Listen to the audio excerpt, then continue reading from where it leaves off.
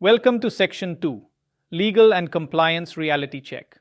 Now that we understand what eIDAS 2.0 is and how the ecosystem works, we need to move from strategy into legal reality.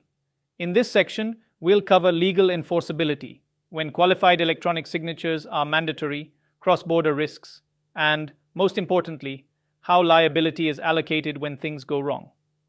By the end of this section, you should clearly understand your organization's legal exposure and compliance risk. To understand why eIDAS 2.0 holds up in court, it helps to think in terms of a pyramid of trust. At the foundation is the legal layer. eIDAS explicitly grants qualified electronic signatures the same legal effect as handwritten signatures.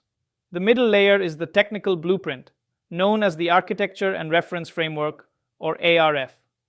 This mandates the protocols, security controls, and assurance levels that all participants must follow. At the top is Verifiable Compliance, where independent bodies, audit providers, and member states publish public trusted lists that your organization can rely on.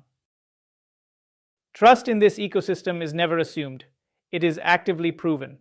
Before a user can interact with your service, their wallet must be certified and listed on a public trusted list. Each wallet carries a wallet unit attestation, proving it is a genuine, secure application. When a credential is presented to you, your systems must automatically verify the issuer's status, the credential's validity, and any revocation information. These checks create a real-time audit trail that is legally defensible. eIDAS defines 3 levels of electronic signatures: simple, advanced, and qualified. While all are legally admissible, only qualified electronic signatures, or QES, provide automatic legal equivalents to handwritten signatures across the entire EU. QES is non-repudiable by design and is typically required for high-risk scenarios such as real estate transactions, large credit agreements, or documents requiring notarization. Your responsibility is to determine which of your processes legally or strategically require QES. To decide where QES is mandatory, ask 3 questions for each workflow. First, is there a statutory requirement for a written form under national law? Second, is there a high financial or strategic risk if the agreement is later disputed? Third, does the transaction require cross-border enforceability?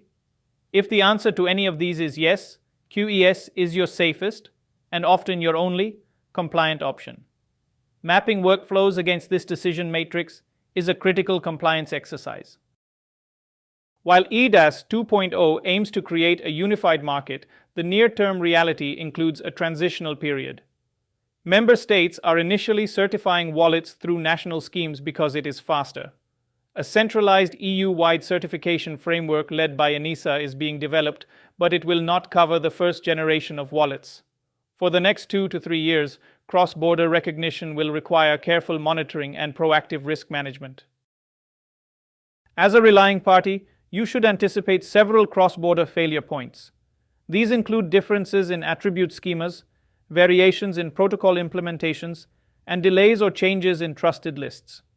A system that works today may fail tomorrow if standards evolve.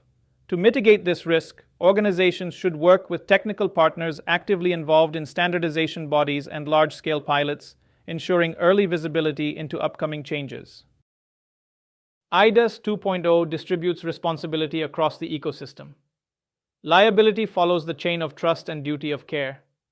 When damages occur, the key legal question becomes, which party failed to meet its obligations under the regulation? Understanding the responsibilities of each role is essential to understanding your own liability exposure. Wallet providers and issuers carry significant responsibility. Wallet providers must ensure sole user control and robust key management. A vulnerability enabling fraudulent signatures could expose them to liability. PID and attestation providers must perform rigorous identity verification and issue truthful attestations.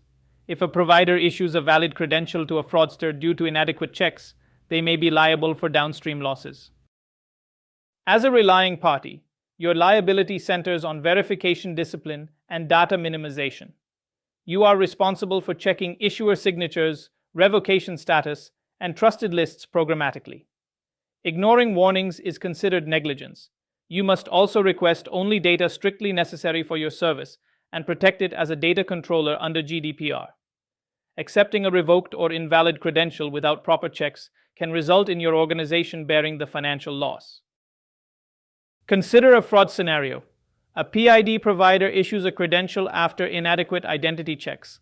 A fraudster uses it to obtain a loan from a bank acting as a relying party. If the bank verified the signature but failed to check the trusted list, which showed the provider was suspended, liability is likely shared. The provider is liable for the root cause, while the bank faces contributory negligence. Rigorous verification is your strongest legal defense. To summarize, legal enforceability relies on public trusted lists and verified compliance. QES is the non-repudiable standard for high-risk and cross-border transactions. Cross-border interoperability is evolving and requires active monitoring. And liability is distributed, your exposure is minimized through disciplined verification, data minimization, and secure handling. To act on this, start with 3 steps. First, audit high-risk workflows and signature requirements. Second, align legal, IT, security, and business teams around their new responsibilities. Third, develop a phased roadmap for EUDI Wallet acceptance and allocate budget for technical and compliance readiness. Legal preparedness is not optional, it is foundational.